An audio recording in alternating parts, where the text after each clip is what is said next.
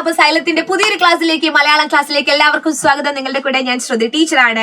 ഇന്ന് ടീച്ചർ വന്നിരിക്കുന്നത് നിങ്ങൾക്ക് വേണ്ടി ഒരു പരീക്ഷാ ചോദ്യം വളരെ പെട്ടെന്ന് പറഞ്ഞു തരാൻ വേണ്ടിയിട്ടാണ് കേട്ടോ. എന്താണ് പരീക്ഷാ ചോദ്യം? പ്രസംഗം തയ്യാറാക്കാം. ചിത്രം കണ്ടാൽ അറിയാം ആരെ കുറിച്ചാണ് പ്രസംഗം. ശ്രീ നാരായണ ഗുരുവിനെ പറ്റി എന്ത് ചോദിച്ചാലും നിങ്ങൾക്ക് എഴുതാൻ പറ്റിയ ഒരു ചോദ്യമാണ് ഇത്. പ്രസംഗം തയ്യാറാക്കാൻ മാത്രമല്ല, മറ്റു പല ചോദ്യങ്ങൾക്കുള്ള ഉത്തരവും ഈ ഒരു പ്രസംഗത്തിൽ ഒളിഞ്ഞിരിക്കുന്നുണ്ട്. അപ്പൊ എന്റെ മക്കൾ ഇതൊന്ന് കാണുക, ഇതൊന്ന് കേൾക്കുക കേട്ടോ.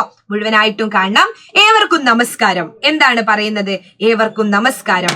ജാതി കോമരങ്ങൾ കൊടികുത്തി വാണ കാലത്ത് ഒരു ജാതി, ഒരു മതം, ഒരു ദൈവം മനുഷ്യന് എന്ന് ഉദ്ഘോഷിച്ചുകൊണ്ട് കേരളീയ സമൂഹത്തിലേക്ക് മാറ്റത്തിന്റെ ശങ്കുലി മുഴക്കിയ നവോത്ഥാന നായകൻ ശ്രീ നാരായണ ഗുരു, മാടനാശാന്റെയും കുട്ടിയമ്മയുടെയും മകനായി ചെമ്പഴന്തിയിൽ ജനിച്ച നാരായണൻ കേരളത്തിൽ നിലനിന്നിരുന്ന സവർണ മേൽക്കോയ്മയ്ക്കും തൊട്ടുകൂടായ്മയ്ക്കും സാമൂഹ്യ തിന്മകൾക്കുമെതിരെ പോരാടി സമൂഹത്തെയാകെ പുതിയ വെളിച്ചത്തിലേക്ക് നയിച്ചു.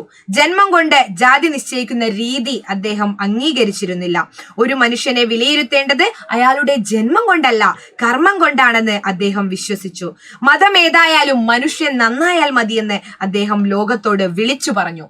തന്റെ ആശയങ്ങൾ പ്രചരിപ്പിക്കുന്നതിൽ ഡോക്ടർ പൽപ്പുവിന്റെ സഹായവും അദ്ദേഹത്തിന് ലഭിച്ചു.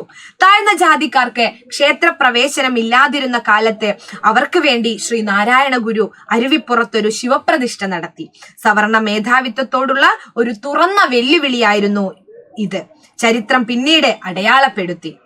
കേരള നവോത്ഥാനത്തിന്റെ പിതാവ് എന്നറിയപ്പെടുന്ന ശ്രീ നാരായണ ഗുരുവിനെ ജി ശങ്കരക്കുറുപ്പ് വിശേഷിപ്പിച്ചത് രണ്ടാം ബുദ്ധൻ എന്നാണ്. ഇന്ത്യയുടെ തപാൽ സ്റ്റാമ്പിൽ പ്രത്യക്ഷപ്പെട്ട ആദ്യ മലയാളിയും ജീവിച്ചിരിക്കെ പ്രതിമ സ്ഥാപിക്കപ്പെട്ട നവോത്ഥാന നായകനും നാണയത്തിൽ പ്രത്യക്ഷപ്പെട്ട മലയാളിയും കേരളത്തിൽ ഏറ്റവും കൂടുതൽ പ്രതിമ സ്ഥാപിക്കപ്പെട്ട വ്യക്തിയും ശ്രീ നാരായണ ഗുരു തന്നെ. മദ്യം വിഷമാണ്, അതുണ്ടാക്കരുത്, കൊടുക്കരുത്, കുടിക്കരുത് എന്ന് മദ്യത്തിന്, ലഹരിക്കെതിരെ ഒന്നേ ഉയർന്ന ശബ്ദവും അദ്ദേഹത്തിൻ്റെത് തന്നെയായിരുന്നു. അവനവന് ആത്മസുഖത്തിനാചരിക്കുന്നവ അപരന് സുഖത്തിനായി വരണമെന്ന് നാരായണ ഗുരുവിന്റെ വാക്കുകൾ ഓർമ്മിപ്പിച്ചുകൊണ്ട് എന്റെ വാക്കുകൾ ഞാൻ ഇവിടെ നിർത്തുന്നു. നന്ദി, നമസ്കാരം. ടീച്ചർ ഇപ്പൊ പറഞ്ഞത് ശ്രീ നാരായണ ഗുരുവിനെ പറ്റിയ ഒരു പ്രസംഗമാണ് അല്ലെ. അദ്ദേഹത്തിന്റെ പ്രധാന കോട്ടിങ്ങും, അദ്ദേഹം എവിടെ ജനിച്ചു, ആരുടെ മകനായിട്ട് ജനിച്ചു, അദ്ദേഹം ചെയ്ത പ്രവർത്തനങ്ങളൊക്കെ എഴുതിയിട്ടുണ്ട്. അതിന്റെ തുടക്കം ഒരു നമസ്കാരം പറഞ്ഞിട്ടുണ്ട്, അവസാനം നന്ദി നമസ്കാരവും പറഞ്ഞിട്ടുണ്ട് അല്ലെ.